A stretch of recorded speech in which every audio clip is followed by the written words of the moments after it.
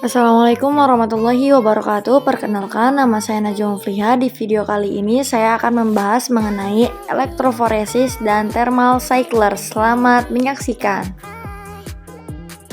Nah, yang pertama yaitu elektroforesis. Bisa dilihat ya teman-teman bagaimana bentuk elektroforesis itu. Nah, apa itu elektroforesis dan apa fungsinya?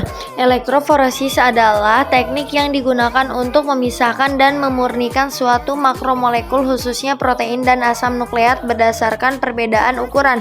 Elektroforesis merupakan metode yang paling banyak dipakai saat ini dalam percobaan kimia dan biologi molekuler. Secara umum, elektroforesis digunakan untuk memisahkan, mengidentifikasi, dan memurnikan fragmen DNA. Selanjutnya, gambar bagian-bagian elektroforesis bisa dilihat ya teman-teman. Selanjutnya, fungsi bagian-bagian elektroforesis. Yang pertama, sumber daya listrik. Kabel timah dengan warna merah, anoda atau elektroda bermuatan positif, dan hitam, katoda atau elektroda negatif menghubungkan catu daya ke kotak gel. Yang kedua yaitu buffer, menentukan pH sistem dan muatan listrik pada zat terlarut. Yang ketiga yaitu ruang elektroforesis, wadah atau tangki plastik yang diisi dengan penyangga untuk mencegah pergerakan biomolekul. Yang keempat yaitu elektroda, membantu memisahkan molekul karena kemampuannya menarik muatan dengan muatan berlawanan. Selanjutnya yang kelima yaitu gel kastor dan sisir. Gel dituangkan ke dalam gel kastor yang berisi gel dan disimpan di dalam peralatan setelah larut dalam pelarut. Sumur ditempatkan menggunakan sisir untuk mempersiapkan pemuatan sampel. Selanjutnya yaitu prinsip kerja dari alat elektroforesis. Menurut George Stokes, besarnya gaya gesek pada fluida disebabkan viskositas fluida. Semakin besar viskositas atau kekentalan fluida, maka akan semakin sulit suatu fluida untuk mengalir dan juga menunjukkan semakin sulit suatu benda bergerak dalam fluida tersebut. Di dalam zat cair, viskositas dihasilkan oleh gaya kohesi antara molekul zat cair.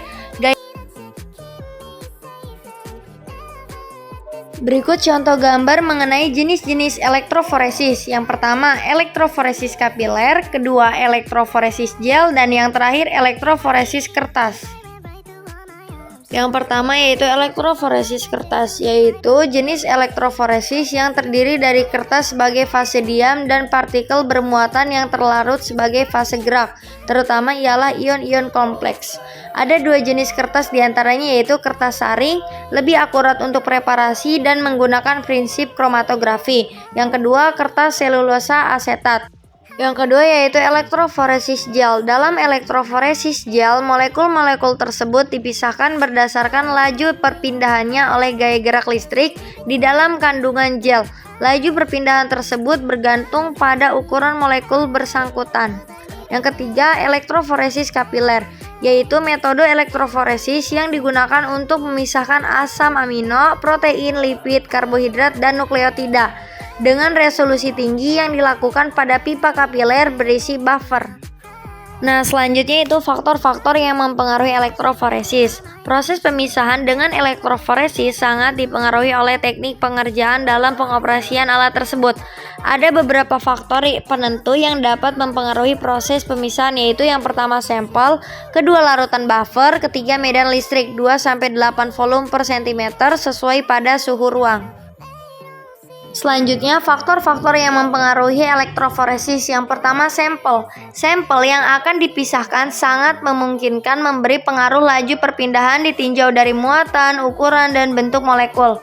Jumlah muatan total akan berbanding lurus dengan laju perpindahan. Konsentrasi muatan yang bermigrasi tergantung pada pH.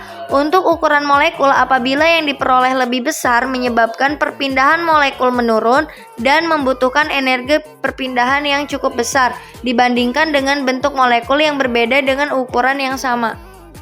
Faktor yang kedua yaitu larutan buffer. Larutan buffer berfungsi untuk mempertahankan pH di dalam medium pemisah sebagai media penyedia elektrolit pada proses pergerakan aliran listrik.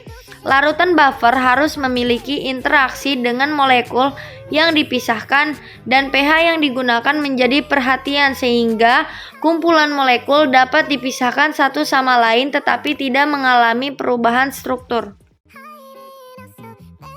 Nah, faktor yang ketiga yaitu media listrik. Sumber suatu listrik yang stabil sangat diperlukan untuk menghasilkan aliran listrik dengan tegangan yang konstan. Kekuatan ionik medan listrik pada kisaran 2-8 volt per cm sesuai pada suhu ruang. Kekuatan medan magnet yang dihasilkan jika lebih besar dari 10 volt per cm, maka dapat memberikan efek pemanasan yang dapat menyebabkan pada media penyangga terjadi kehilangan air yang diakibatkan proses penguapan. Hal tersebut juga mengakibatkan pergeseran hasil fragmen-fragmen. Selanjutnya yaitu cara penggunaan elektroforesis. Yang pertama, siapkan gel untuk elektroforesis. Kedua, jepit gel di dalam tempat gel. Ketiga, masukkan gel ke dalam elektroforesis chamber. Keempat, tuang running buffer sampai batas yang tertera dalam elektroforesis chamber. Kelima, isi sampel yang akan di-running ke dalam sumuran-sumuran yang tersedia di dalam gel. Keenam, tutup chamber. Pastikan kabel merah dan kabel hitam tidak tertukar. Ketujuh, sambungkan ke power supply dan set tegangan volt kuat arus ampere dan waktu menit, kemudian mulai running. 8. Setelah selesai, lepas gel dari kaca dan diperlukan sesuai dengan kebutuhan. Selanjutnya yaitu troubleshooting elektroforesis. Arus listrik, kabel, sisir, kebocoran, begitu banyak peluang terjadinya masalah. Namun masih menggunakan gel karena elektroforesis masih merupakan cara yang efektif untuk memisahkan protein, sehingga hasil deteksi imun berbasis antibodi dapat terlihat. Hal yang bisa terjadi lainnya yaitu yang pertama, sampel tidak tenggelam ke dasar sumur. Kedua, sampel bocor dari sumur. Ketiga, pita dioles secara vertikal. Keempat, terlalu banyak band. Dan yang terakhir, jar berjalan sangat lambat. Selanjutnya yaitu cara perawatan elektroforesis. Yang pertama, setiap selesai pemakaian, alat langsung disiram dengan Aquades. Kedua, simpan alat di tempat yang kering. Ketiga, buang gel agarosa ke dalam sampah khusus limbah berbahaya. Keempat, setelah digunakan, running buffer dimasukkan kembali ke dalam botol. Kelima, buang tip bekas Edber ke dalam sampah khusus limbah berbahaya. Selanjutnya yaitu kekurangan dan kelebihan elektroforesis. Adapun kekurangannya yang pertama, memiliki keterbatasan dalam hal efisiensi yang rendah. Adapun kelebihannya yang pertama, efektif untuk fragmentasi DNA antara 5-500 base pair. Kedua, cepat, sederhana, dan mudah. Ketiga, jumlah sampel yang diterapkan dapat lebih banyak dengan hasil resolusi tetap baik. Selanjutnya yaitu pembacaan data. Yang pertama, analisis visual. Kedua, analisis statistik. Ketiga, pengukuran ukuran DNA. Keempat, pengukuran jumlah DNA. Yang terakhir yaitu pengukuran jumlah pasangan basa. Nah, materi selanjutnya yaitu thermal cycler. Bisa dilihat ya teman-teman bagaimana bentuk alat thermal cycler tersebut. Thermal cycler adalah alat laboratorium yang paling umum digunakan untuk mengamplifikasi segmen DNA melalui reaksi berantai polimerase atau PCR. Thermal cycler juga dapat digunakan di laboratorium untuk memfasilitasi reaksi lain yang sensitif terhadap suhu, seperti pencernaan enzim restriksi atau diagnostik cepat. Selanjutnya, prinsip kerja thermal cycler. Mengendalikan suhu dan membekukan tabung reaksi DNA dengan 3 tahap yaitu yang pertama denaturasi dengan suhu sekitar 90-95 derajat Celcius untuk memisahkan dua pilihan DNA menjadi untai tunggal. Yang kedua annealing dengan suhu 50-60 derajat Celcius untuk mengikat primer dan primer reverse. Yang ketiga ekstensi. Suhunya sekitar 70-72 derajat Celcius untuk memperpanjang proses baru yang dibentuk oleh primer reverse. Nah, adapun fungsi dari thermal cycler adalah untuk meningkatkan dan menurunkan suhu blok thermal dalam langkah-langkah diskrit yang diprogram sebelumnya. Blok thermal memiliki lubang-lubang di mana tabung yang berisi campuran reaksi dapat dimasukkan. Suhu yang berbeda-beda ini diperlukan untuk memisahkan untai DNA, mengikat primer, dan memperpanjang untai baru. Selanjutnya, bagian-bagian thermal cycler. Yang pertama, lid untuk melindungi terhadap penguapan akibat pemanasan tabung reaksi dan pelat reaksi. Yang kedua, lead knob. Memutar knob tutup searah jarum jam akan menurunkan pelat pemanas untuk memberi tekanan pada tutup tabung. Hal ini agar tabung menempel kuat di blok untuk kontak yang lebih baik. Lalu untuk menggeser tutup ke belakang. Ketiga, sampel block. Bagian dari unit tempat tabung sampel dan pelat ditempatkan. Keempat, keypad. Digunakan untuk memasukkan berbagai protokol dan pengaturan. Kelima, kontrol panel yang mencakup layar dan papan tombol. Keenam, display. Menampilkan status terkini dari berbagai fitur dan fungsi sistem. Ketujuh, ventilasi udara. Depan sisi kanan untuk keluaran udara. Yang kedelapan, ventilasi udara bawah untuk pemasukan udara.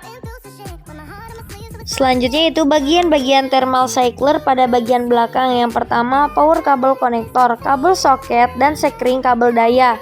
Yang kedua, power switch untuk daya hidup atau mati. Ketiga, brightness adjustment potentiometer, kontrol kecerahan panel LCD.